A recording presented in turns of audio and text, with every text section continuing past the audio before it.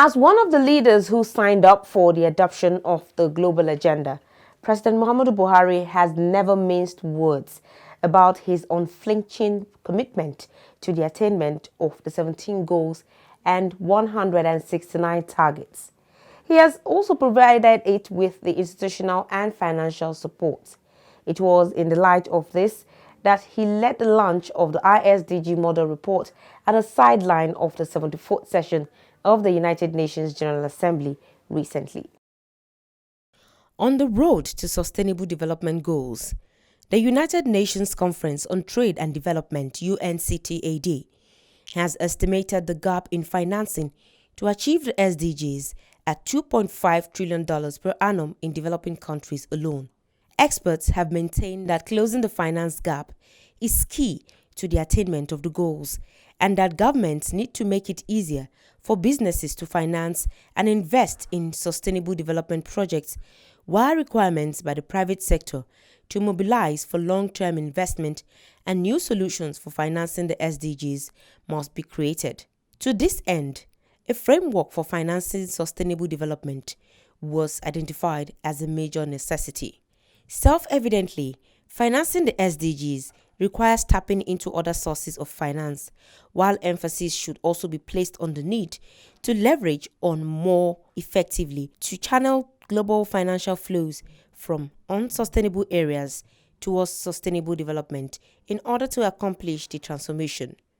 It was against this backdrop that the Office of the Senior Special Assistant to the President on SDGs championed the adoption and domestication of the iSDG model in Nigeria. For the government, the attainment of the goal is synonymous to giving meaningful development to the citizenry, with the belief that when a government is able to deliver on the goals, the whole essence of governance would have been met. At the launch of the report, President Muhammadu Buhari restated the commitment of the government to tackle the issue of poverty, which is a major plank of the SDGs. The Senior Special Assistant to the President on SDGs, Princess Adejoke Orilokwe Adefulire, stated that the government recognized that the SDGs cannot be achieved with standalone programs and projects, and that they must be carefully mainstreamed into the policies, plans, and annual budgets of the national and subnational governments, while also ensuring that actual expenditures are aligned with such plans and budgets. This occasion marks a significant milestone in our commitment and efforts to integrate SDG into our policy, plan, and budget, both at the national and subnational government. It is reflection of the conscious selection of the theme of this year's side event, which is SDG integration, bridging the policy planning, budgeting gap for the achievement of SDG in our dear country. As a government, we have since recognized that the SDG cannot be achieved with the standalone programs and projects. They must be carefully mainstreamed into the policies and plans, both at the national and subnational level of government.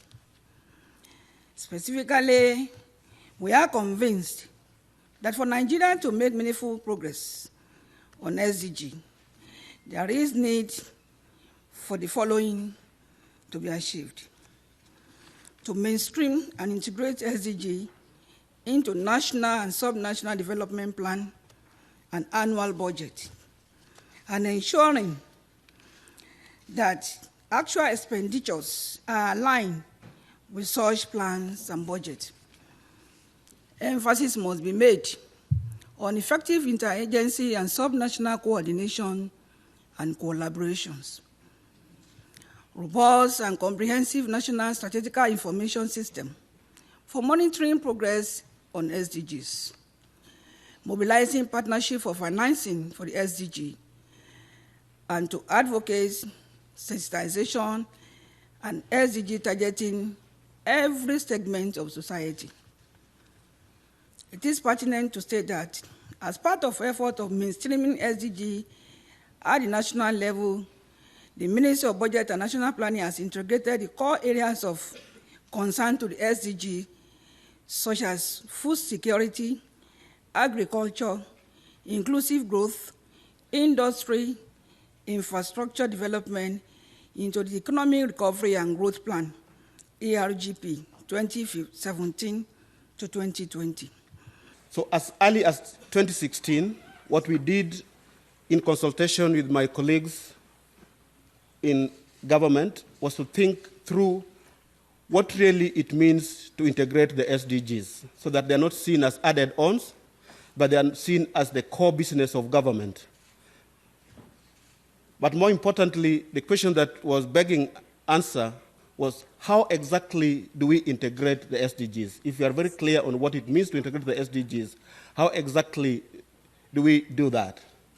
So we scanned around and settled on a framework that would allow us to be able to have an integrated framework for analyzing the SDGs, also seeing the synergies between the different SDGs, because as we know, the SDGs are universal and integrated, but also the trade-offs, because investment in one sector definitely has consequences on investment in another sector, because the resources at our disposal are finite. The domestication of ISDG model by definition is Integrated Sustainable Development Goals Simulation Model, commenced in March 2017 with the setting up of a National Technical Committee. This committee was saddled with 4 key objectives. First, to assess SDG need assessment in Nigeria, and also conduct the costing exercise with a view to establishing investment sites that will be required to achieve SDG, and also integrate into the planning, that is mainstreaming, which is the purpose why we are here today. The initial tool used by that committee was the Excel-based tools, which has its own flaws. Then the iSDG came, which is supported by Millennium Institute of Washington. IM was engaged in June 2017 to customize the model for Nigeria. And the domestication of the simulation through the capacity building for officials of MDG-related MDAs. The phase 1 of that exercise covers federal MDAs, which we intend to cascade to the 36 states of the Federation. I've made mention across the presentation the strategic initiatives that are ongoing, but I just want to highlight which makes Nigeria to stand out in terms of our commitment towards the implementation of the 2030 agenda, working with the National Bureau of Statistics to realign the entire statistical system in the country to ensure that through administrative data sources as well as periodic surveys, we are able to track our progress towards the implementation of the SDGs on an annual basis. This will be the first in Africa and hopefully in the global south. Working with UNDP today, to domesticating and customizing the integrated sustainable development goals model, simulation model, where we will use that to guide our national planning going forward. We hope to cascade down into the states and possibly the local governments. We are working with the states to mainstream the SDGs at the subnational level, and with UNICEF, we are working to start SDG evaluation, priority evaluation of SDGs 4 years into its implementation. We will be the first country in Africa to have done an independent evaluation of SDG just 4 years into its implementation.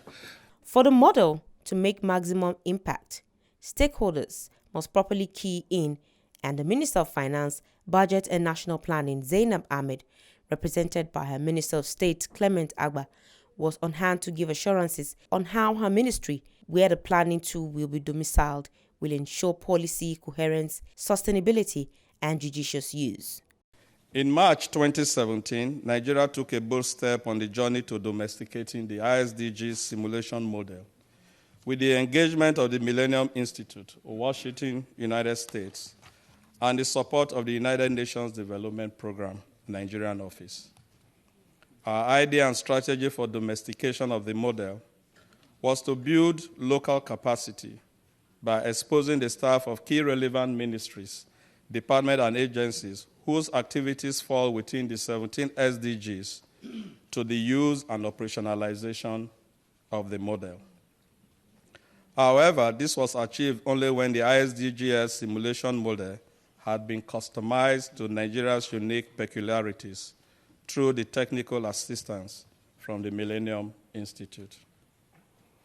At the beginning of the domestication process in 2017, the model was anchored at Nigeria's Budget Office. It is gladdening that we now have the model house in the restructured Ministry of Finance, Budget, and National Planning. So as a ministry, we would like to reaffirm our commitment to judiciously utilize this planning tool, along with other existing tools, as we aim to revert to our well-known tradition of long-term national development planning. Presently, government is in the process of developing a successor plan to the Nigerian Vision 2020 and the Economic Recovery and Growth Plan, ERGP, 2017 to 2020, as both will terminate in December 2020. The iSDG's domestication is therefore very timely, as it will also be used alongside other models to determine the size and scope of programs and projects in the plan. In an outpour of accolades, speakers and dignitaries gave their perspectives on how best the planning tool can be deployed for impact and effective implementation of the SDGs. We have 17 goals. All these goals are important. But if you look at the country, and I'm glad the model has taken care of diversity, you'd find that Nigeria is not one country where SDGs are concerned. Take poverty. Extreme poverty in Lagos is only 8.5%. Only 8.5% of the population of Lagos State is living in poverty, according to Oxford Human Development Indices. In Zamfara, it is 91%. In Kano, it is 77%. Okay, so you know, in the whole of the Southwest, poverty is only 20%. In the Northwest, it is 80%. If you look at all the indices, if you look at malnutrition, 2017 in Kano, 58% of the children under 5 had chronic malnutrition. In Jigawa, it was 60%. 48% of women of reproductive age are anemic from iron deficiency. So the priorities of the governor of Zamfara and the governor of Kano will have to be different from those of the governor of Lagos. If Lagos talk about deep sea ports and airports and rail lines, we have to talk in Kano about education, about primary health care. So that is where it begins. If you've got limited resources, you've got to face what are your most important problems. Our share funding portfolio is over $8 billion in Nigeria. It covers energy, infrastructure, water, sanitation. And as you know, Mr. President, Nigeria rose to the challenge and provided $1 billion of support to support Nigeria during the hard times when we had an economic downturn. Mr. President, the bank is supporting the Nigerian Development Bank with $500 million. The Transmission Company of Nigeria with $200 million to improve transportation of energy. And the Northeast Resilience Building efforts with $300 million to support the reconstruction of the Northeast. Mr. President, as well as you know, Nigeria in the north is blessed tremendously with the amount of energy from the solar.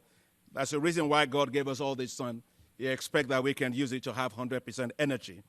And that's why I'm happy to inform you, Mr. President, that the African Development Bank, under my leadership, has just launched what's called Desert to Power, which will provide access to 250 million people to access to electricity via the power of the solar by constructing 10,000 megawatts of solar that will cut from northern Nigeria all across to the rest of the Sahelian countries.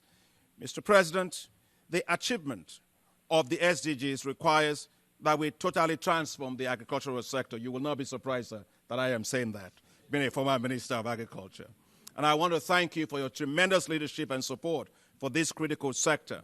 We must make it a wealth-creating sector, one that can help to create tremendous of jobs for our young people. Nigeria has been championing the implementation of the SDGs in an exemplary way. The application of the integrated SDG model being launched today is only one example of the innovative solutions that Nigeria has invested in over the years. And we at UNDP, and I speak here on behalf of my boss, the administrator of UNDP, Mr. Hakim Steiner, are indeed very proud to be a partner of the government of Nigeria on this and many other initiatives towards achieving the agenda.